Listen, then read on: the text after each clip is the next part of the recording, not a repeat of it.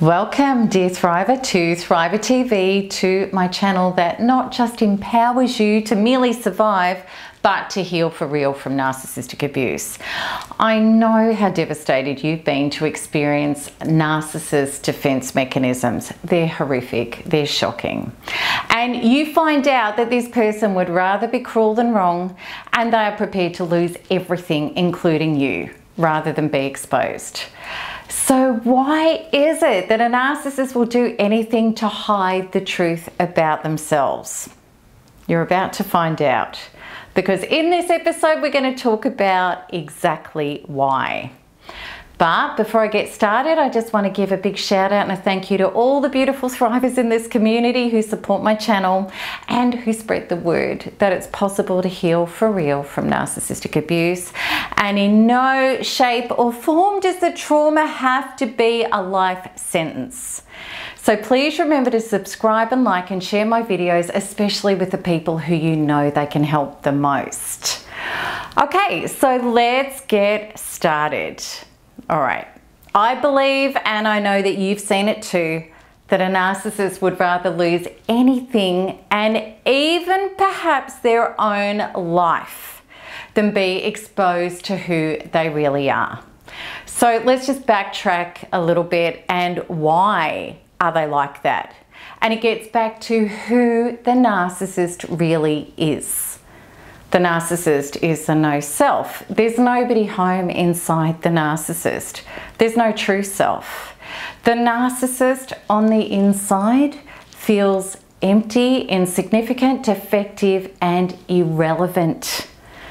You may have heard the saying, it was in The Wizard of Oz, and it was, you know, a great metaphor that's been used many times on this planet. It's about the small little man behind the curtain, pretending to be the ruler of everybody. This is exactly what the narcissist is. The narcissist on the inside, without being able to be behind the curtain, feels like a little insignificant person. And this is why they've had to create a false self to be able to pull the strings and be able to lord their presence over others to get what they want and to get agendas fulfilled. So how does the narcissist do that? How do they, after really having nothing of their own self-generation on the inside and their own power, how do they wield power over others? Let's find out about that, because it's an illusion. The narcissist doesn't have any power on their own. They really don't. And it's the greatest horror for them that you find that out. That is the thing that freaks them out the most. And it's the greatest terror for them that you're going to stand in your own power and in your own presence and your own truth, rather than handing power over to them. So how does the narcissist stop you doing that? Finding your own power and your own truth. They create an illusion that they're powerful and that you are helpless. How do they do that? They do that by triggering. Well, first of all, they're incredibly intuitive, they sense it out, they ask questions, they observe you intently, and they work out your triggers. What are your triggers? They're your traumas and your fears that you have about yourself and about life and about others. And then what they do is they've pretended to come into your life, or to be the person in your life who should give you comfort and support and solidness and strength in your life. But what they actually do is they manipulate you by setting off your triggers and putting you into your fears in order for you to be confused about yourself, life and others, and in fear of them, and also dependent on them. And that's how they cause you to be separated from your own power. And you know that because when you've been with a narcissist, you've experienced how much it hurts. Their actions, their words, their neglect, their not caring about you, when they will discard you and devalue you heartlessly. It feels like you're going to die. It hurts so much. And the more the narcissist does that to you, the more you're stripped of your connection to yourself and your power, and the narcissist can control you. Narcissists also will tell you, you're nothing without me, you can't survive without me, you can't think or breathe without me. And they lead you to believe that you need them and that they are the controller of your love, approval, survival, and security. And they have you disconnected from yourself and fully focused on them to try to regulate that and to try and be safe with all of that. And then the narcissist, because they have you on that hook of full attention and focus on them instead of being in your power, they can dump pain all over you. When they fall into the feelings of their inner traumatized, disconnected, disintegrated self, and you know that narcissists get triggered off very, very easily. And when you're hooked, they can kick you, they can dump it all over you. And they also can harvest you for narcissistic supply constantly, which is your energy, good or bad, it makes no difference. Any attention is narcissistic supply, your resources, sex from you, and any of the other goodies that the narcissist decides that he or she wants to extract or grab. Now, this can only happen to you when a narcissist has separated you from your true self. Now, somewhere along the line, absolutely, you realize you're in a shonky deal. You realize you're getting hurt. You realize it's all about the narcissist, and you realize that your life force, your soul, your energy, and your sanity is going down the drain. So you're going to confront the narcissist. You're going to confront them. So what happens when you confront the narcissist's true self? Okay? Because their false self, to them, which is the mask, which is the false person, it's not the true self. Their false self is above reproach. How dare you question it? How dare you ask for accountability? So when you ask for accountability and when you question or you stand up to the narcissist or you've had enough, you are approaching the true self, because you're not just blindly going along with being a servant to the false self. So really what you're doing is you're calling on the narcissist to explain who they are, why they're doing this, and to justify their outrageous and abusive behavior. Now, this is when you see defenses and it makes your head spin. And there are countless ways. I've written about 20 different odd ways that a narcissist can twist and turn and use their ego defenses. And they do that to avoid being real, humble, and honest, which are all true self features.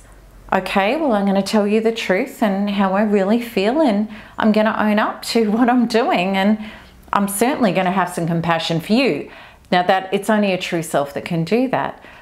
The false self is covering over the true self. The narcissist never wants you to see that or know that. So you're going to receive lies, diversions, projections, unrelated accusations. So it's like you're bringing up what's happening now and they're talking about what you did 5 years ago. Tit for tat retaliations. Purposefully triggering comments which are off topic, that have got nothing to do with what you're trying to talk about, and outright abuse, which could be name calling or storming out on you or telling you that it's finished or threatening you. Why has this happened? Because you are rattling the narcissistic cage, because you are calling on them by approaching them to be accountable, you're calling on them to be true, real, honest, and in integrity, which is anything but where the narcissist wants to be.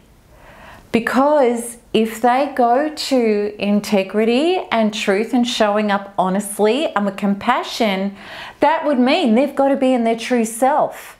And their true self is disintegrated. It's been disowned.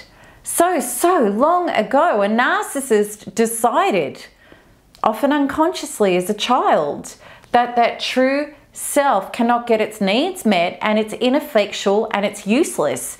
So they buried it and put a false self on the top. The last thing a narcissist wants to do is to go into the true self and feel those unmet, unhealed wounds. Because to a narcissist, it feels like emotional annihilation. And therefore, the narcissist's very emotional survival depends on defending fiercely and viciously to the death this part of themselves. So what can you do? What can you do about this? We're going to talk about that in just a minute. Okay, but if you confront the narcissist with the truth about them, 100%, which is asking for accountability and them to show up, or you call it out. You know, you're damaged. This is why you do this. 100%, you are going to be met with the full weaponry of the narcissist, who is going to punish you for interfering. And what generally happens then, of course, that arsenal is all about smashing and attacking any of your wounds that get triggered. And what you'll find is you hand power over to him or her again. You're going to get distraught. You're going to get upset. You're going to get enraged. You're going to feel incredibly betrayed and let down and abandoned. It's horrible. It's really bad if you go in there. And in truth, anyone who dares to expose the narcissist will be punished. The narcissist is going to be fierce in their defense of who they are. So what is your real solution to this? Okay, I really want you to know that the more that you try to expose the narcissist's true self, the more you hook up the vengeful attacks from a narcissist. So I really want you to realize that if you are going to call a narcissist out, you know, you're damaged. You're a narcissist. You have a disintegrated true self that you won't even operate from, and you don't want to heal it. If you're going to call a narcissist out, then make sure you're not doing it to try to get them to own it, change it, or amend the way they're behaving towards you, because it's impossible and you're just going to get let down and attacked over and over again. If you're calling a narcissist out, it really needs to come from a place where you're accepting that there's nothing you can do to get to the true self, and it really needs to be your ending comment. You know who this person is. You know there's no chance that you're going to be able to have a real relationship with a false self. And then it's time for you to detach and make it your mission to pull away and heal yourself so that you can be really real with your inner wounds that the narcissist has been using against you. They're the bullets that he or she has been putting in their gun. And then you will be able to up level to be able to have relationships with true self in the future. And when anybody tries to hit your wounds and your gaps, you're just like, sorry, that's your stuff. I'm not buying into that. I'm not going to hook in. This just feels yuck to me. I'm going to move away. It won't be your reality anymore. And that's what happens when we do the inner work. That's your liberation and your emancipation from all of this, which means that stuff is no longer my reality. So I hope that this has helped you understand exactly what is going on here, and know that you're not going to get a narcissist to connect with their true self. And even if they do, because you may say to me, but Melanie, I've seen my narcissist be humble and real and truthful with me. Now, in the cases of a narcissistic injury, when enough bad stuff has happened, they can, for a moment, the false self can crumble and they can be humble. But as soon as they get any energy and narcissistic supply, the defenses go back up and it's back to narcissistic behavior as usual. And they can feign that they're being real and responsible and humble to fulfill an agenda. They're consummate actors. So, and you know this because it doesn't stick. And the cycles keep coming over and over again. Real people who are meant to meet their true self, it's a trajectory of upwards with a few slips along the way. It's not always these spirals back into the same stuff over and over. So your life always, and the quality of it, is up to you changing you, which means healing yourself out of the programs and the patterns that have kept you trauma bonded and handing power over to false selves rather than being your empowered self. So reversing that stuff is what all of my work is about. It's not just about information about narcissism and narcissistic abuse. It's about deeply turning inwards for true healing solutions for you to break free from these old patterns and thrive in your life, no matter what your background has been or even if abuse is all that you've ever known. So I really want to offer you the hope of unraveling all of this and taking your power back, so that no longer will any little man or woman behind the screen be pulling your strings. And one of the ways I can really help you do this is to introduce you to my 16-day free course. It's packed full of information and resources. They're all free to help you.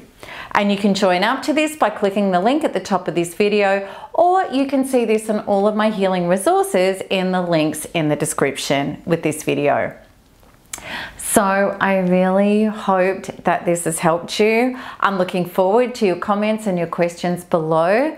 And as always, keep smiling, keep healing, and keep thriving, because there's nothing else to do. Lots of love. Bye-bye.